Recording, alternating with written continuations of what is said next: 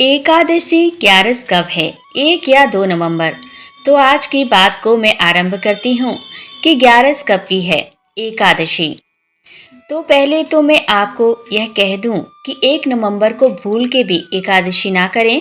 यदि आपने 1 नवंबर को ग्यारस करी तो पूरे वर्ष की तुम्हारी एकादशी क्षीण हो जाएगी। इसीलिए क्योंकि 1 नवंबर को उदिता सूर्योदय में दसवीं पड़ रही है और दसवीं भेदी एकादशी करने से बच्चों की उम्र क्षीण होती है। कुंती माता ने खूब समझाया गांधारी को, लेकिन वह नहीं मानी। गांधारी हमेशा वह एकादशी करती रही जो दसवीं भेदी थी, और माता कुंती ने वह एकादशी की है जो द्वादशी भेदी है। पता नहीं लोग कहाँ से ऐसा बोल देते हैं कि पहले दिन की एकादशी गृहस्थियों की है, दूसरे दिन की बाबाजी की। ऐसा कहीं नहीं लिखा। राजा अम्बरीश दूसरे दिन की एकादशी करते थे, वह ग्रस्त थे। राजा मानधाता दूसरे दिन की एकादशी करते थे, वह ग्रस्त थे। पहले दिन की आप एकादशी कर सकते हैं तब जब उसमें दसवीं ना हो तब, लेकिन यह तो 9 बजकर कुछ मिनट तक है दसवीं। इसीलिए 1 नवंबर को ग्यारस का व्रत ना करें। और 2 नवंबर की एकादशी की इतनी बड़ी महिमा है कि वह द्वादशी भेदी है। इसीलिए उसका महात्म्य ज्यादा है, क्योंकि पारण इसका 3 तारीख को है। टाइमिंग मैं बताऊंगी, इसीलिए एकादशी 2 नवंबर को ही होनी चाहिए। हरि प्रबोधनी एकादशी का महात्म्य। यह हरि प्रबोधनी एकादशी है। प्रभो धन्या सम्य वस्तो मम यशस्याम जागृत गोविंदो धर्म कर्म प्रवर्तक। देवर्षि नारद जी ने बड़ी ही अद्भुत बातें कही। धर्मराज ने पूछा, रमायात कृष्ण भगवान, आपने रमाई एकादशी की बड़ी महिमा का वर्णन किया, लेकिन कार्तिकेय शुक्ल पक्ष या तामे कथ्या मानदा, कार्तिकेय शुक्ल पक्ष में पड़ने वाली एकादशी का नाम और उसकी महिमा, उसका महात्म्य बताइए। तो भगवान कृष्ण कहते हैं, हे धर्मराज, जो पूर्व काल में विधाता ब्रह्मा और नारद जी के बीच में जो संवाद हुआ था, नारद जी ने ब्रह्मा जी को इस एकादशी के बारे में पूछा था। तो ब्रह्मा जी ने इस एकादशी के बारे में नारद जी को जो कहा था, प्रबोधन महात्म्य पापम पुण्य वर्धनम। यह इतनी बड़ी एकादशी है कि पूरे वर्ष भर के पापों को जला करके राख कर देती है। मैंने तो यहाँ तक कहा है कि यदि आपने ग्यारस का उद्यापन भी कर लिया तो भी आप हरि प्रबोधनी का व्रत जरूर किया करें। जाने अनजाने में किसी भी प्रकार का अपराध हुआ, प्रबोधन्यास महात्म्य पाप पुण्य वर्धन, यह पापों को जला करके पुण्य को बढ़ा देती है। मुक्ति प्रद बुद्धि नाम। विधाता ब्रह्मा की आंख में आंसू आ गए। कहा, बुद्धि को पवित्र रखने वाली एकादशी है, विवेक को जागृत करने वाली एकादशी। भगवान शयन से खड़े होते हैं, इसीलिए हरि प्रबोधनी एकादशी है। जिस तरीके से बलि राजा के दरवाजे पर भगवान 4 महीने रहते हैं, जो हरि प्रबोधनी एकादशी का व्रत करते हैं, परमात्मा उनके दरवाजे को कभी छोड़ के ही नहीं जाते। भगवान कृष्ण का यह वाक्य, भगवान कृष्ण कहते हैं, सहस्त्र राज एक उपवास प्रबोधन ल। 1000 यज्ञ और 100 वाजपेयी यज्ञ करने से जितना पुण्य प्राप्त होता है, हरि प्रबोधनी एकादशी का व्रत करने से उतने ही फल की प्राप्ति। हमारी देहाती भाषा में इसको देवोत्थान कहते हैं। देवोत्थान नाम है क्योंकि देवता उसमें जागृत होते हैं। बहुत बड़ा उत्सव मनाया जाता है। यह दुर्लभ्य यमनोज, क्या सुंदर बात कही है। धरती पर मनुष्य बनना दुर्लभ है। मनुष्य में भी भारत की धरती पर जन्म लेना दुर्लभ है। सात्विक परिवार में जन्म लेना, अच्छे माता पिता के घर में जन्म ले लेना बहुत दुर्लभ है। सनातन धर्म में जन्म लेना दुर्लभ है, और उसमें भी मनुष्य बनकर एकादशी व्रत करने का पुण्य प्राप्त हो जाए, यह अति दुर्लभ है। मैंने तो यहाँ तक कहा कि आप कभी भी व्रत नहीं करते तो भी कुछ एकादशियाँ ऐसी हैं, उनमें आपको अन्न नहीं खाना चाहिए, अन्न को त्याग देना चाहिए। एकादशी का सही समय और पारण हरि प्रबोधिनी एकादशी है, जो कि 1 तारीख को 9 बजकर कुछ मिनट से आरंभ हो रही है और 2 तारीख को उदिता अर्थात सूर्योदय के बाद तक है। 7 बजकर लगभग 31-32 मिनट तक है। यह तो ब्रह्म मुहूर्त में भी होती एकादशी में 2 काल देखे जाते हैं। एक सूर्य उदित काल देखा जाता है, एक अरुणोदय काल देखा जाता है। अरुणोदय काल भोर में होता है, ब्रह्म मुहूर्त में होता है। यह सूर्य निकलने के बाद बिल्कुल भी नहीं होती। यदि ब्रह्म मुहूर्त में होती तो भी हम 2 नवंबर को ही एकादशी करते, लेकिन यह तो भगवत कृपा से इसकी तो यह एकादशी आपको 26/11 का पुण्य देगी। इसीलिए क्योंकि एकादशी उदिता में है, इसीलिए 2 नवंबर। आप मेरी बहुत बातें मानते हैं तो यह भी आप जरूर मानिएगा। पंचक 1 नवंबर से शुरू है, ध्यान रखो 5 दिन है नहाने के। जैसे चतुर्मास पूरा होता है 1 नवंबर से आरंभ है, उसमें 5 दिन की गति पूरी करनी। लेकिन जो व्रत की आप एकादशी करते हैं वह 2 तारीख को ही कीजिए। ऐश्वर्यम संपद प्रज्ञा राज्यम च सुख संपदा तदात योत्ता भत्याने हर बोधिनी। जो हरि प्रबोधिनी एकादशी का व्रत करते हैं, भगवान उनको सर्व संपदा दे देते हैं। वंश वृद्धि उनकी बढ़ती है, आरोग्यता मिलती है, घर में परिवार में सुख समृद्धि बढ़ती है, किसी भी प्रकार की किसी भी चीज की कमी नहीं रहती। इतनी बड़ी महिमा है हरि प्रबोधिनी एकादशी की। तुलसी विवाह और देवोत्थान। हरि प्रबोधिनी एकादशी के दिन तुलसी शालिग्राम भगवान का जो विवाह है 5 दिन यह चलता है। विशक पंचक के 5 दिन बड़े अद्भुत। यहाँ भी पूर्णिमा के दिन व्रत है, वह है विवाह भगवान का। क्योंकि 2 तारीख को तो रविवार पड़ रहा है, रविवार को थोड़ा तुलसी वगैरह तोड़ने करने में छूने में तो कोई दोष नहीं है, गमला उठाने में तो कोई दोष नहीं है, लेकिन कभी स्पर्श करते हुए पत्ता झड़ जाता है, टूट जाता है। इसीलिए हम लोग रविवार पड़ने पर तुलसी माँ का विवाह नहीं, तुलसी शालिग्राम भगवान का विवाह नहीं करते। और अब की बार पूर्णिमा को मुहूर्त निकलता है ठाकुर जी का, तो खैर रोज का ही मुहूर्त है। यदि आपको घर कोई काम नहीं है तो 5 तारीख के बाद भगवान के विवाह में हाजिरी लगाकर ही जाना। तो इस वीडियो में यह मैंने आपको 11 की बात बताई। देव उत्थान कब उठाएं? अब यह बात है, देव उठाने के लिए 1 तारीख को आप देव उठा सकते हैं और 2 तारीख को भी आप देव संध्या काल में रात्रि काल में एकादशी है, इसीलिए आप देवताओं को 1 तारीख को भी उठाएंगे तो कोई भी दोष नहीं है, किसी भी प्रकार का दोष नहीं। आप 2 तारीख को भी उठा सकते हैं। 2 तारीख को भी मुहूर्त है शाम को, और आप 1 तारीख को भी देवों को उठा सकते हैं। हम लोग 1 तारीख को देव उठा रहे हैं। देवोत्थान व्रत तो 2 तारीख को है, लेकिन हम देवोत्थान 1 तारीख को, भीषक पंचक जिसे कहते हैं वह भी 1 तारीख से ही आरंभ है, तो आप देवोत्थान 1 को भी मना सकते हैं, 2 को भी मना सकते हैं। जैसे कहीं कोई नारी ऋतुकाल में ऐसी कोई स्थिति बनती है तो आप आराम से 2 तारीख को आप देव पूजन कीजिएगा, देवों को आप जागृत कीजिएगा, तो उसमें कोई दोष नहीं। यह 5 दिन पुष्कर से माने जाते हैं पूरी दुनिया में। तो पुष्कर का जो मेला है वह 2 तारीख से आरंभ हुआ। हर साल वह 5 दिन का होता है मेला, अब के बार वह 4 ही दिन का रह गया। एक दिन उसमें वह कम हो गया है। 2 नवंबर, 3 नवंबर, 4 नवंबर और 5 नवंबर का वह पुष्कर का।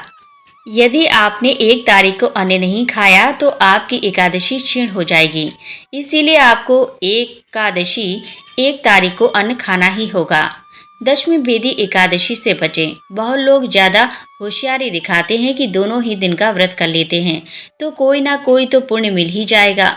आप दोनों दिन का आप व्रत कर लेंगे तो दशमी में एकादशी मानी जाएगी, जो आपके पुण्य को छीन कर देगी। यह ध्यान रखिएगा, ज़्यादा होशियारी ना दिखाना। बहुत खूब होशियार होते हैं। हम 2 ही दिन का व्रत कर लेते हैं।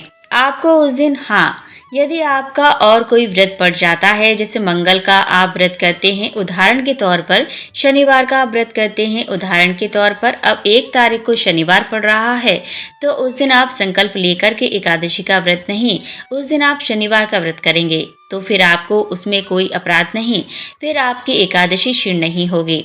और आप यह सोचें कि बढ़िया हो गया है कि एकादशी कल की नहीं तो आज की नहीं तो कल की, दोनों दिन का हमारा तो व्रत पूरा हो जाएगा, कोई नहीं होगा व्रत, आपका पुण्य क्षीण हो जाएगा। यदि आप शनिवार का व्रत नहीं करते हैं तो आपको 1 तारीख को अन्न जरूर खाना चाहिए। भोग और प्रसाद के नियम। देवोत्थान आप कर रहे हैं, देव आप उठा रहे हैं तो रात्रि को सब कुछ बनाइए, जो भगवान के लिए जो सब बनता है वह बनाइए। चावल ना पकाना, 1 तारीख को भी चावल शाम को भी बिल्कुल भी नहीं बनाएं। भगवान को तो भोग लगाने में कोई दोष लगता नहीं है, लेकिन स्वयं के खाने के लिए तो उसमें तो फिर अपराध ही है। मुझे किसी ने पूछा कि हम भगवान के लिए शाम को खीर पूरी बना सकते हैं? 100% बना सकते हैं। हमारे बिहारी जी का भोग एकादशी को भी अन्न जगन्नाथ भगवान का लगता है, भगवान के लिए बना सकते हैं, खुद के लिए नहीं।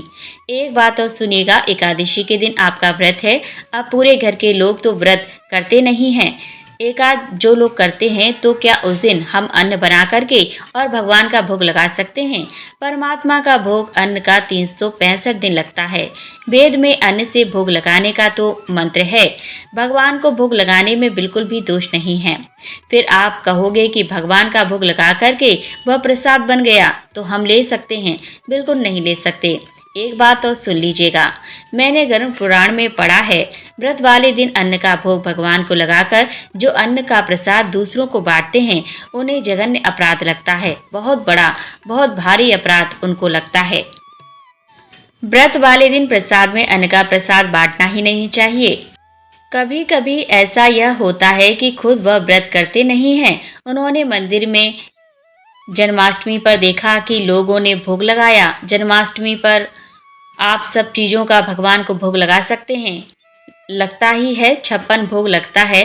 जन्माष्टमी और 56 भोग में तो सब चीज़ें आ जाती हैं, तो 56 भोग पर भगवान का आपने अन्न का भोग लगा दिया है, लेकिन उसको आप प्रसाद के रूप में आप उनको नहीं दें। चलो रात्रि को 12 बजे के बाद की बात है, वो अलग है। और आप कहेंगे दिन में हमने 56 भोग लगा दिया, वह प्रसाद लोगों को बांटते हैं तो लोगों का जो व्रत खंडित हुआ हमारी वजह से, तो उसका एक बहुत बड़ा उसका अपराध लग गया। तो अब इस वीडियो को मैं कोई ज़्यादा बड़ा नहीं कर रही हूँ। देवोत्थान 1 तारीख को भी है, 2 तारीख को भी है। भीष्म पंचक 1 तारीख से ही आरंभ कीजिएगा। देवोत्थान 1 तारीख की शाम को मना लो। हम लोग 1 तारीख की शाम को देवताओं को जागृत कर रहे हैं, उनका वंदन कर रहे हैं, उनका पूजन कर रहे हैं। एकादशी हम 2 तारीख को ही कर रहे हैं। आप सब लोग 2 तारीख को ही एकादशी का व्रत कीजिएगा। जो एकादशी के दिन देवताओं को 1 तारीख को जगा रहे हैं, भगवान को अन्न बनाकर भोग लगा सकते हैं, लेकिन खुद नहीं खा सकते। 1 तारीख को तुलसी पत्र पहले से तोड़ के रख लीजिएगा। शालिग्राम भगवान पर या गोपाल जी पर 108 कम से कम तुलसी पत्र चढ़ाइएगा। भगवान को तुलसी पत्र चढ़ाइएगा। कार्तिक का महीना है जिसकी बहुत बड़ी महिमा, बहुत बड़ा महात्म्य है। एकादशी को लेकर के एकाध श्लोक और मैं बोल दूं, फिर आपको मैं बड़ी अद्भुत कथा की तरफ लेकर चल रही हूँ। वर्णन किया गया है, कहा गया है कि मेरु मंदिर मांत्राणा पापन युक्तान महिंद्राचल। मेरु मंद्राचल पर्वत के बराबर भी यदि किसी के पाप हों, धोखे से भी यदि उसने हरि प्रबोधनी एकादशी का व्रत कर लिया है, तो इतने बड़े पाप भी उनके समाप्त हो जाएंगे। हरि प्रबोधनी एकादशी की इतनी बड़ी महिमा है। यावत प्रबोधनी विष्णु तीर्थ नयात कार्तिक। कहते हैं कि हरि प्रबोधनी एकादशी इतनी बड़ी है, जिनके घर में एक भी व्यक्ति हरि प्रबोधनी एकादशी का व्रत करता है तो संपूर्ण ब्रह्मांड के तीर्थ उस दिन उसके घर में चल कर के आ जाते हैं। इतना बड़ा महात्म्य हरि प्रबोधनी एकादशी का। आप हरि प्रबोधनी 11 का व्रत नहीं करते हैं तो भी इतनी बड़ी एकादशी है कि इस 11 का व्रत करना ही चाहिए। तुलसी तोड़ने का नियम। अब किसी ने यह पूछा कि क्या हम 1 तारीख को तुलसी विवाह कर सकते हैं? मेरे पास में यह पंचांग है तो इसमें 1 तारीख को तुलसी विवाह की बात नहीं कही गई है। मैंने पंचांग पूरा देख लिया है। तुलसी विवाह 2 तारीख से ही आरंभ हो रहा है। 2 को कर सकते हैं, 3 को कर सकते हैं। 2 को करने वाले लोग इतना ध्यान रखना, पूजा पाठ करते समय धोखे से भी तुलसी मैया का पत्र टूट के नीचे हमारे स्पर्श के द्वारा 365 दिन तुलसी माँ की पूजा होती है। 365 दिन रविवार को भी होती है, लेकिन रविवार के दिन तुलसी टूटनी नहीं चाहिए। एकादशी के दिन तुलसी टूटनी नहीं चाहिए। कहते हैं कि एक बहुत बड़ी हत्या के बराबर पाप लग जाता है। जो द्वादशी के दिन तुलसी तोड़ते हैं, द्वादशी के दिन तुलसी दल लेने की बड़ी महिमा है। 11 की महिमा बढ़ जाती है। तो तुलसी पत्र लेते हैं तो ऐसा करने वाले लोग पहले से तुलसी की व्यवस्था करते हैं। यह नहीं कि आप सुबह पारण करने के लिए जा रहे हैं और तुलसी मैया जी से और उसी समय आप तुलसी तोड़ने को तैयार हों, तो उसका तो फिर वह अपराध हुआ। तो पारण 3 नवंबर का है, वह टाइमिंग मैं आपको निवेदन कर दूंगी। तो मैं आपको किसी भी प्रकार से कोई कन्फ्यूज़न नहीं कर रही हूँ और मेरी यह बात आपकी समझ में आ जाएगी। कोई 2 तारीख को देवोत्थान मनाएंगे तो यह ना कहना कि ये 2 को क्यों मना रहे हैं, और कोई 1 को उठाएंगे देवताओं को तो ये ना कहना कि 1 को क्यों उठा रहे हैं, क्योंकि संध्या काल में 11 लग रही है और भगवान को उसी समय पूजन होता है। तो उसमें फिर कोई किसी भी प्रकार का दोष नहीं लगता है। तो प्रेम से बोलिए, बोलो बांके बिहारी लाल की जय हो, श्री हनुमंत बलवंत महाराज की जय हो, आज के आनंद की जय, जय जय श्री राधे श्याम। अमरीश महाभाग, यह वही अमरीश है जिन्होंने एकादशी का व्रत करके भगवान को प्रसन्न किया। अमरीश की कथा ग्रंथों में आती है। एकादशी के दिन अमरीश राजा की कथा सुनने की बड़ी महिमा है। यज्ञवाज सर्वक्ष चक्रभाग रुद्राभ सर्व कहा जाता है कि नरक और नाभाग में उनकी कथाओं का वर्णन है। मैं विस्तार पूर्वक नहीं कर पा रहा हूँ क्योंकि मुझे भगवान के प्राकट्य की तरफ बढ़ना है। कहा जाता है कि उनके वंश में जो अमरीश हुए हैं वे 7 अचल संपत्ति के मालिक हैं। बड़े लंबे समय से इन्होंने 11 का व्रत किया है। हरि वैष्णव जनों के लिए इस धरती पर सबसे बड़ा यदि कोई व्रत है तो वह एकादशी का व्रत है। कभी कभी एकादशी 2 दिन की पड़ जाती है। यदि भोर में 10वीं पड़े तो उस एकादशी को बिल्कुल मत कीजिएगा, नहीं तो 26 एकादशियों के पुण्य खत्म हो जाएंगे। ऐसा नारद पुराण में है। एकादशी का व्रत, मैं आपका व्रत खंडित थोड़ी ही कराऊंगी, आपको कंफ्यूजन नहीं करूंगी। यदि उदिता सूर्योदय में 10वीं आ गई है, उसके बाद एकादशी लगती है तो द्वादशी के दिन बिल्कुल भी एकादशी ना हो और द्वादशी में आप एकादशी कर लोगे तो आपको 11 का ही पूरा पुण्य प्राप्त होगा। लेकिन 10वीं को व्रत आप बिल्कुल भी ना करें। ग्रंथ में तो यह लिखा है कि पहले दिन एकादशी है, उस दिन अन्न खाओ। आपने अन्न नहीं खाया तो व्रत हो जाएगा और व्रत हो गया 10वीं वाली एकादशी में, 10वीं बेदी में, तो पूरे साल की एकादशी खत्म। लेकिन अंदर से मन नहीं करता है रोटी खाने के लिए, तो एक उपाय मैं आपको बता देती हूँ। मान लिया जाए कि बुधवार के दिन 10वीं बेदी एकादशी पड़ गई और गुरुवार के दिन द्वादशी बेदी एकादशी और पहले दिन को अन्न खाना नहीं है। अब क्या करें? और व्रत कर लिया है तो फिर पूरे वर्ष भर की एकादशी चली जाएगी। तो उस दिन का एक ही उपाय है, सबसे बढ़िया, वह मेरी दृष्टि में गूंजता है। आपका व्रत भी बच जाएगा और अन्न भी पेट में नहीं जाएगा। उपाय, उस दिन एकादशी के लिए अन्न मत छोड़िए। उस दिन जो दिन है उसके लिए आप अन्न छोड़ दीजिए। उस दिन बुधवार का व्रत कर लीजिए, मंगलवार का कर लीजिए, गुरुवार का कर लीजिए, सोमवार का कर लीजिए। तो इस बहाने से तुम्हारा अन्न छूट जाएगा। बोलो भोरिया जी, उस दिन आपका अन्न छूट जाएगा और आपके अंदर का जो भ्रम चल रहा है वह भी दूर हो जाएगा। आपको भी खुशी होगी। चलो, हमने 2 ही दिन अन्न छोड़ दिया, फुल्का छोड़ दिया। यह केना प्रकार, किसी भी प्रकार 10वीं के दिन एकादशी है, उस दिन उपवास नहीं। दूसरे दिन भले एकादशी नहीं है, आप द्वादशी का व्रत कर लीजिए तो आपको पूरी 11 करने का फल प्राप्त होगा। भगवान श्री कृष्ण में और उनके प्रेमी साधुओं में उनका परम प्रेम था। अमरीश राजा का तो एकादशी का व्रत कर रहे थे। पारण का समय आ गया था। अनजाने में होने वाले सारे अपराध हैं, पारण करते हैं सब समाप्त हो जाते हैं। पारण आंवला से करो, पारण तुलसी पत्र गंगा जल में डालकर करो। यदि उस दिन प्रदोष नहीं है तो मुख में कच्चे चावल डालकर, पका हुआ भात नहीं कच्चे चावल, अपने व्रत को खोलिए। अनजाने में, जैसे दिन में आपने 1 से ज़्यादा बार फल इत्यादि ले लिया, यह भगवत दोष है। दिन में नींद आ गई तो भगवत दोष है। तेल साबुन लगा लिया तो भगवत दोष है। पारण करने से इस दोष का निवारण हो जाता है। एकादशी ग्यारस का व्रत सभी व्रतों में बहुत प्रभावी है और आप उद्यापन भी कर लेते हैं। यदि मन कर रहा है और आपके अंदर ऐसी सामर्थ्य है कि आप फुल्का छोड़ सकते हैं, व्रत कर सकते हैं, तो ज़रूर कीजिएगा। दोबारा उद्यापन करने की ज़रूरत नहीं होती। यह बहुत बढ़िया बात है। इसमें एक और आनंद की बात सुन लीजिए। इसमें धोखे से व्रत खंडित हो जाता है तो उद्यापन करने के बाद उसका दोष नहीं लगता। उसके बाद कुछ प्रमुख एकादशी कर लो, जैसे बलिया नवमी के बाद में कौन सी एकादशी आती है? देवशयनी एकादशी, बड़ी एकादशी। उसको जिस एकादशी में पानी नहीं पिया जाता, कौन सी एकादशी है वह? जिसमें जल नहीं पीते, भीमसेनी निर्जला एकादशी, वह कर लीजिएगा। एक वैशाख के शुक्ल पक्ष में आती है, कौन सी? मोहिनी एकादशी है, वह कर लीजिएगा। एक फागुन मास में बहुत बड़ी एकादशी आती है, आंवले की एकादशी, वह कर लीजिए। कार्तिक के महीने में आती है एकादशी, बहुत बड़ी एकादशी है, जिसका नाम है हरि प्रबोधिनी देवपुट्टी एकादशी, वह कर लीजिए। जो प्रमुख कर सकते हैं वह कर लीजिए। यह उद्यापन की इतनी बड़ी। और देखो, मैं कहूँगी कि आप ग्यारस का व्रत करते हैं तो उसमें आप पारण जरूर करें। ऐसा नहीं है कि पारण किए बिना एकादशी का फल ना मिलता हो। फल मिलता है तो फिर पारण क्यों किया जाता है? अनजान में यदि कोई अपराध हो जाए तो पारण करने से उसका प्रायश्चित हो जाता है, इसीलिए पारण किया जाता है। पारण जरूर किया करें।